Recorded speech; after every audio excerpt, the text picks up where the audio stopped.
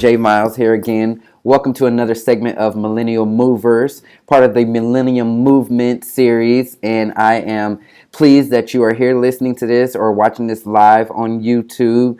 Last week's episode was really great. We actually spoke with a real buyer who was able to tell us what they actually paid in their closing costs and how the real estate process went for them. And so that was super excited. Got a lot of great feedback. If you haven't watched yet, be sure to check out that episode. There's some great information in it if you're kind of on the fence about if you want to purchase a home or not, or you may not know how much it may cost. And again, every situation is going to be different, but this was her situation, and it is a very common situation for a lot of buyers. So definitely be sure to check out that video.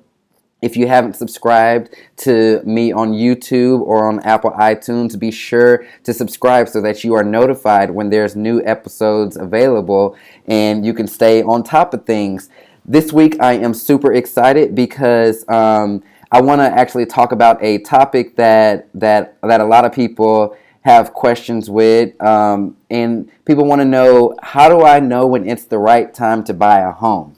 So many things come into play when you're deciding whether or not you should purchase a home now. And I get lots of calls from first-time home buyers and, even second, third-time home buyers that are just having general questions like, oh, is it the right time? Is the market good enough?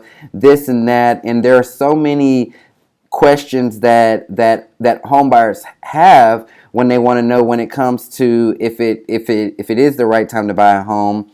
But I'm going to give you kind of 3 different scenarios that you can use in deciding if it's the right time to buy a home or not.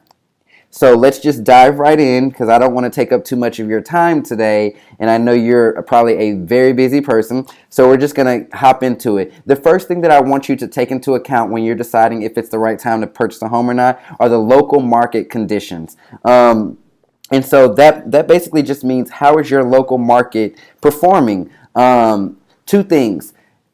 You want to know, and you've probably heard this term before, if it's a seller's market or a buyer's market. So a seller's market just means that there are more buyers than sellers.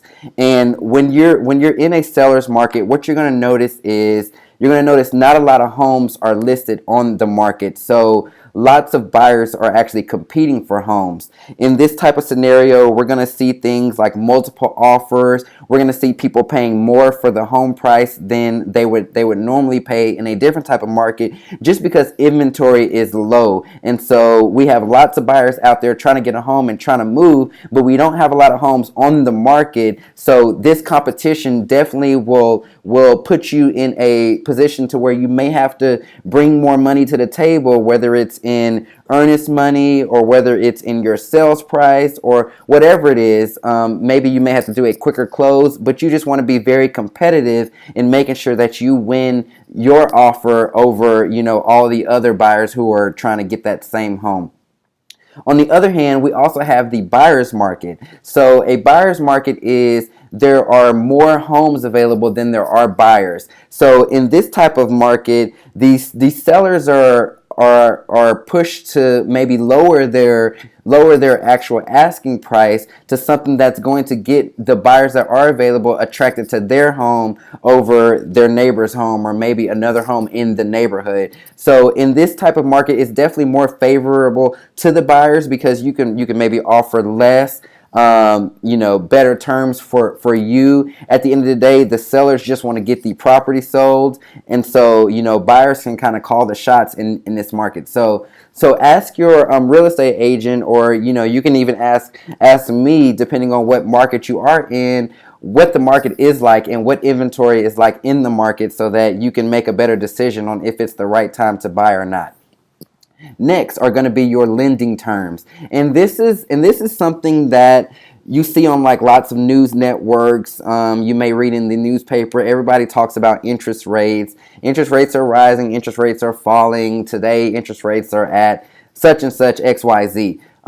You want to know what the interest rates are, and you want to know how the economy is performing so that you can decide if you're in a better position to purchase a home now or maybe if you want to wait. Now, this can be very tricky because you oftentimes don't know if you're at a good interest rate until you realize 6 months down the line that the rate may be a point higher or a 0.5% higher, and then you're like, dang it, I should have purchased back then. So if you hear from real estate agents or you hear from mortgage professionals saying, hey, these are some low interest rates right now, we don't know if they're going to stay like this, hop on it.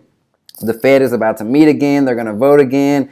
Definitely stay on top of it and make sure that when it is more favorable in the market, when it comes to interest rates and lending terms, that you really hop on it. Lastly is going to be your current situation. Take a look at your situation. What do you have going on? Are you in a lease? Do you have money saved? Do you have friends and family to help you out and purchase a home? Look at your current situation. You don't want to put yourself in a position to where you're going to be damaging your credit if you do decide to purchase a home, or you're going to be out of money, or whatever it is. Look at your situation and make sure that you're in the best possible position to actually purchase a home. So hopefully these things can help you out when you decide, whether or not it's the right time to buy a home. Now, of course, there are other factors that you want to take into account, but these are pretty much three major ones that I always like to point out to people so that they can decide if it's the right time or not. Again, thank you for checking me out. Be sure to subscribe, follow me on Twitter, subscribe to the Apple Podcast, and I will be back next week with an awesome series on financing, really. So we're gonna really take this financing thing to the next level, where I'm gonna break down the types of loans that are available. We're gonna talk about credit. We're gonna talk about managing your finances. This is Millennial Movers. We are making a movement out here, and we're gonna get everybody ready to purchase a home in 2016. Look forward to talking to you soon.